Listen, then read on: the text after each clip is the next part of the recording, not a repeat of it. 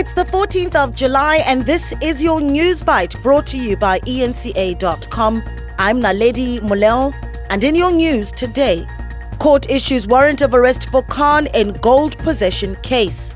Suliman Carrim expected to file another sick note at the Madlanga Commission, and the PIC board suspends its CEO. The Kempton Park Magistrates Court has issued a warrant of arrest for the suspended deputy head of crime intelligence Feroz Khan. This is after he missed his court date. Khan was scheduled to appear in court today alongside his co-accused Ibrahim Kadwa, but he missed his court date due to his medical condition. The warrant of arrest has been stayed until the 2nd of September, the day of their scheduled return to court. Khan's defense team now also waits on the state to hand over key case files ahead of the 1st of August deadline. Now, Khan was arrested in May for allegedly being involved in an illicit precious metal syndicate case. He's currently out on 20,000 Rand bail. Khan's cell phone and messages, they're also under scrutiny at the Madlanga Commission. I have got no comment further on his medical condition. Safe to say that a medical certificate was produced to the magistrate in chambers and the prosecutor. You would see that the state was satisfied that we had a valid reason due to his medical incapacity, and therefore the warrant was stayed. We must say that these allegations are serious. At this point, we're not in possession of the contents of the docket or the disclosure. That information will be provided to us by the 1st of August or before that. Staying on the Madlanga Commission, Northwest businessman Suliman Carrim is unlikely to testify before the commission on Wednesday. Carrim is understood to still be receiving treatment at a medical facility outside Gauteng. His legal team was expected to once again submit a medical report to the commission. His previous appearances were also postponed on medical grounds. The commission is expected to consider the latest medical report before deciding on the way forward. Meanwhile, concerns over possible abuse of medical certificates are being raised at the Madlanga Commission. Several witnesses have submitted sick notes on the eve of their appearances at the inquiry. It has been a trend since the start of the commission last year. The South African Medical Association says while such cases must be addressed, they should not undermine the integrity of the medical profession. Are you about the possible abuse of doctors' sick notes? Good morning to you, Braden, and to Maseko and the viewers at home. As the South African Medical Association, like you said, these are serious allegations, and we really take them very seriously because a medical certificate is a legal and ethical document given to a patient after a clinical assessment, which should be objective, but also, based on clinical judgment. So it really, to us, it is a serious matter that we don't take it lightly. But we also recognize that there might be isolated incidences, where you find that there are abuses of this medical certificate, which is unfortunate. But, we know that majority of doctors in South Africa are doing their work professionally and are doing their work ethically.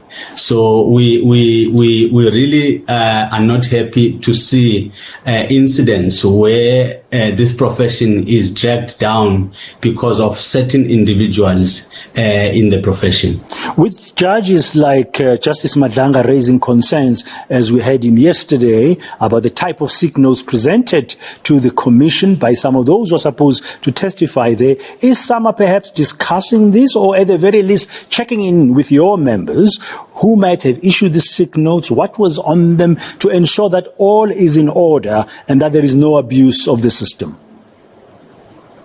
Well, Braden, we respect the concerns that are raised by the Madlanga Commission.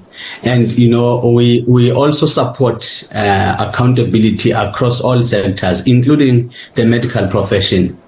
But remember, Braden, SAMA is a voluntary medical association, and it's not really a regulatory body.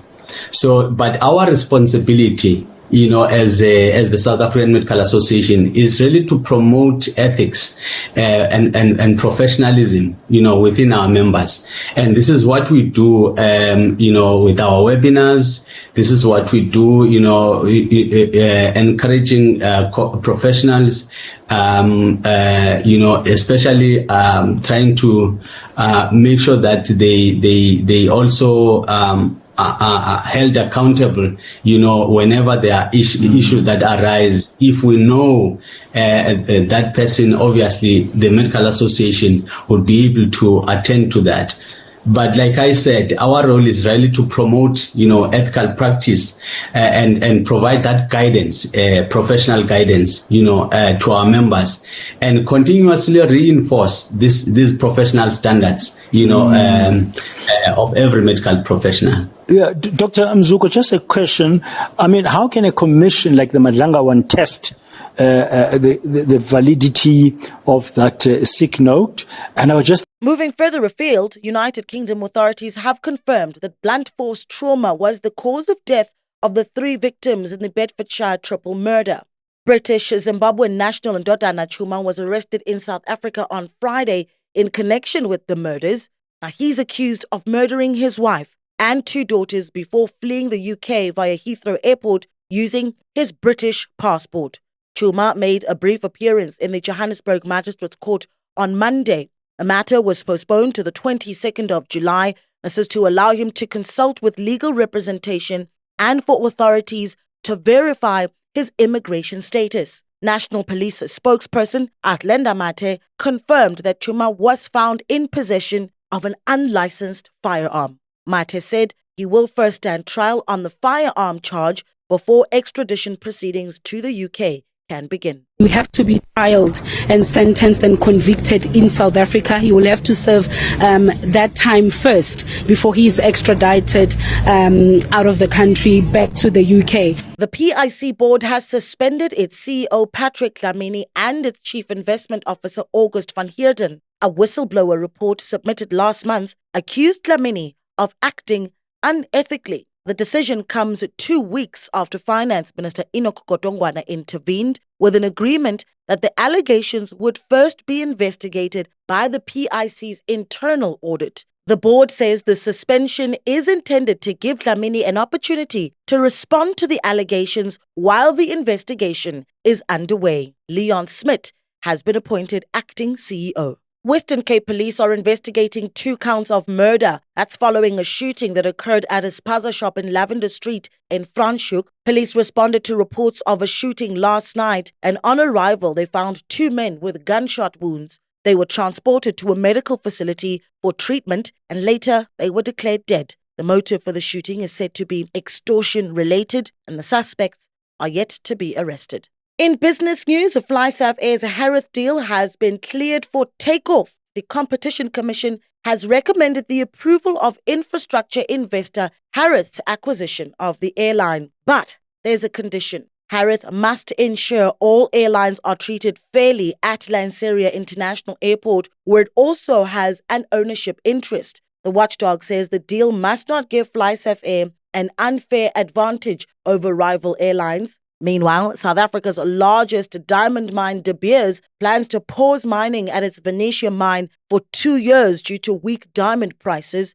Diamond demand is in a slump. That's particularly from China and growing competition from lab-grown diamonds. Venetia accounts for around 40% of South Africa's diamond production and around 10% of De Beers' global production of raw diamonds. In 2023, De Beers said Venetia employed 4,300 people. It's unclear if jobs will be affected, with De Beers only saying that it will support employees and continue to invest in its community operations around the mine. The company says the move will help cut costs while keeping its overall production targets. Very quickly, all about those shiny diamonds that you get out of the lab now, not out of the ground.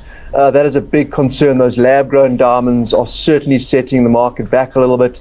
De Beers decided to, cut back on that particular mine in Limpopo. It's roughly about 40% of South Africa's diamond output, so it's not a great story. And I guess the pause is quite significant for the regional economy. But they are fighting a battle now with very cheap lab-grown diamonds, so we've got to see how this plays out. In your world of sports, SA Rugby is planning to respond to fans' backlash over ticket prices, saying it will conduct a comprehensive review of its ticketing strategy at the end of the 2026 season. Rugby bosses were forced to slash ticket prices for the Springboks' first test of 2026 against England at Ellis Park after some slow sales. The rugby governing body confirmed on Monday that they will review the pricing strategy for the 2027 season. SA Rugby President Mark Alexander conceded in a statement that some ticket categories required closer scrutiny. However, he rejected suggestions that ticket prices were driven by profit. Springboks head coach Rassie Erasmus has extended his heartfelt condolences following the deaths of footballer Jaden Adams and younger rugby player Luqobo Bibo Makwetini. Erasmus says the loss of two young sportsmen is deeply saddening, adding that the thoughts of the Springboks team are with both families. I don't know the full scope of what happened and why and how and what happened. I just know, just even seeing one of your anybody in South Africa going through tough times is terrible. And if somebody passes away and at a young age, especially it was the one boy, the guy that cheered us on, and the other one is the soccer player. So, I obviously didn't know them personal, but them doing what they did and trying to do for our country what they do, and then to lose them like that, we condolences for their families and their loved ones and for their teammates and for the people that are close to them. Just seeing somebody struggle is terrible, but seeing somebody pass away for I don't know what reasons, we'll pray for them, we'll play a bit for them if that helps at all, and just all our love to their families and close ones.